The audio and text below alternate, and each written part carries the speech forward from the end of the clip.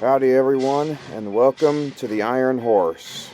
This video marks the first of my new series called Top 10 of the Year.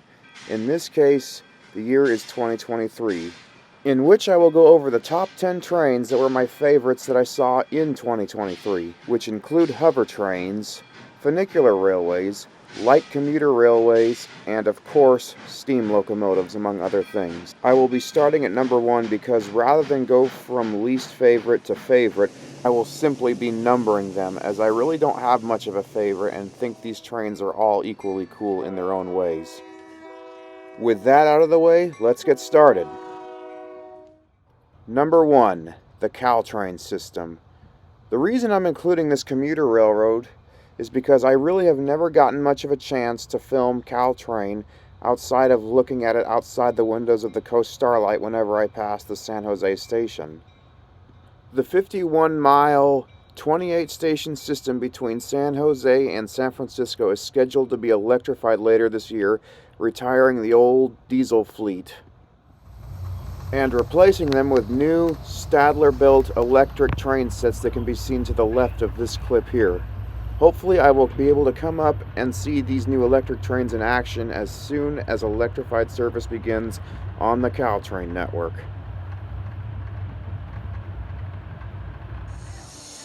Number 2, Knottsberry Farm number 340.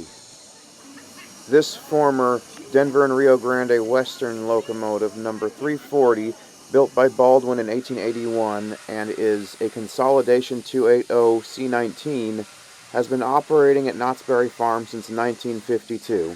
And 2023 was the first time I ever caught it on camera, and I must say, of the two Knottsberry Farm locomotives, 340 is my favorite because I love the dark green color on the boiler. Like many trains in Colorado of the time, this locomotive is 3-foot narrow gauge.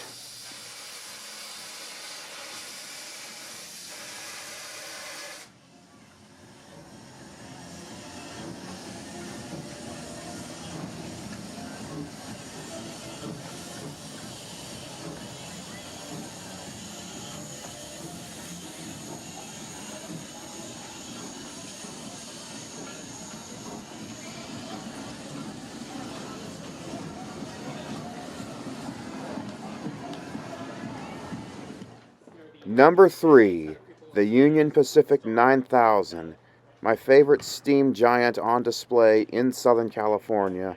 This 412-2 Union Pacific type steam locomotive was built by Alco in 1926 for the Union Pacific Railroad, and because of its large, ridge-framed wheelbase was designed mainly for flat railroading on the plains of Wyoming, where curves were gentle. She is now on display at the Pomona Fairplex at the Rail Giants Train Museum. My favorite feature about this beauty is the air compressors that are displayed on the front of the smoke box, often called flying pumps when in this position.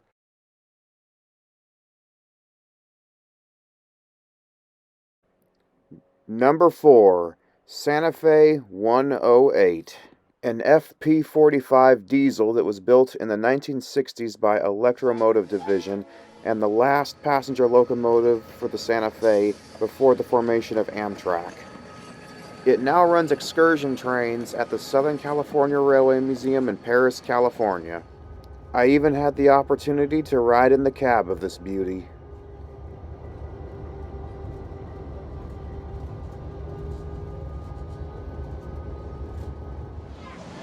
Number 5, the Angels Flight Railway, an inclined funicular railway in Los Angeles that is a historic landmark. This railway features 2 funicular railway cars that travel between 2 destinations and 2 destinations only, and is known as the shortest railway in the world. The system opened in 1901 and has been rebuilt, reconstructed, and relocated a few times over the course of its existence. It travels between Hill Street and Grand Avenue on Bunker Hill and only costs $2 to ride. And believe me, it is worth the $2 trip because this is a very unique type of system, and this was my first time ever experiencing a funicular railway of this type. If you're only going one way, it only costs $1. but I do recommend the $2 round trip. Number 6. The Getty Center Tram. Like the Angels Flight Railway, you will not find this train on any transit map of LA. However, it is still worth mentioning nonetheless, just like the Angels Flight. This was my first time riding what you call a hover train. Basically a train that hovers on a cushion of air using fans below to lift it off the ground while being guided by a guide rail on the side. It is not quite a maglev train, which I hope to experience someday, but they are overseas. But this was really cool nonetheless, and a very unique experience, as I have always wanted to ride on a hover train of any sort. Hopefully in a future episode I will get more technical details of exactly how this system works. Yes, I know that's what you're wondering, Bob. Number 7. The SMART. The acronym for Sonoma Marin Area Rail Transit. A light commuter rail system traveling 45 miles between Larkspur in the south and Sonoma County Airport in the North San Francisco Bay Area. This system uses Japanese-built Nippon Sharyo diesel rail cars, or diesel multiple units, or DMUs for short. It's no secret that I'm a fan of these lightweight European and Asian-style self-propelled train services, as they are very efficient and weigh much less than a locomotive and rail car on the rails, which in my opinion is a much more efficient use of commuter rail systems.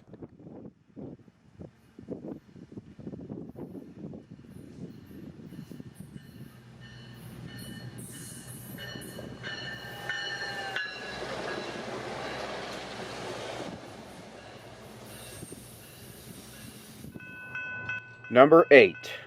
The Metrolink Arrow service. Like the SMART, the Arrow also uses lightweight commuter rail trains, except they are built by Stadler, a Swiss company, and travels from downtown San Bernardino Station to the Redlands University Station past downtown Redlands. While it is the shortest of the Metrolink lines, it is also one of my favorites simply because of the equipment. And yes, I do hope that this equipment is featured on future Metrolink routes, as well as see more widespread use on existing Metrolink routes. Because as I mentioned before, these are very effective and efficient and very lightweight. Sometime this year, their first hydrogen-powered train set, which looks just like these, is due to arrive.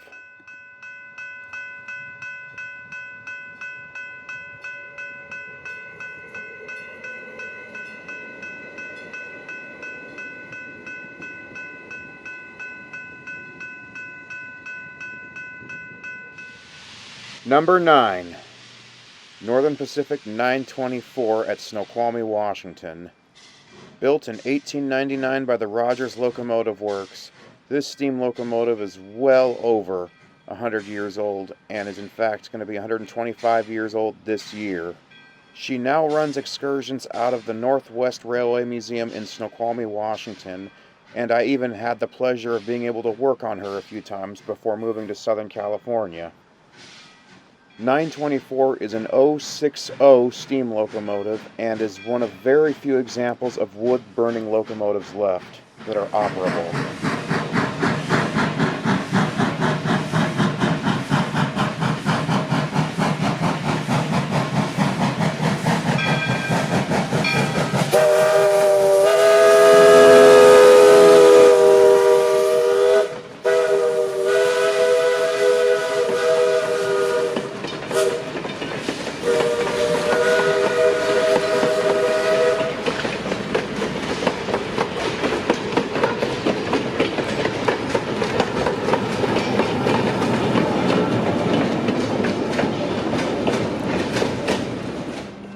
And finally, number 10, the Costa Mesa Local. This small freight train operated by Union Pacific operates in the mornings, usually on weekdays, from Anaheim to Costa Mesa. What makes this operation unique is it serves not only local industries, which you can still shop at, believe it or not, but also has some very rare power on the front of the train, and runs right through the streets of downtown Anaheim and through some residential neighborhoods. I will include this in an episode of its own, and I will go into more detail about the industries it serves as well as the motive power pulling this train. Well, that concludes my list of top 10 train catches in 2023. There were a few trains that I caught that I wanted to include, but then I realized that it would have taken more than 10, so I figured I'll make an honorable mention about them in a future video, and probably make this series top 15 next time. My next video will likely be the honorable mentions that I missed in the top 10, so stay tuned for that.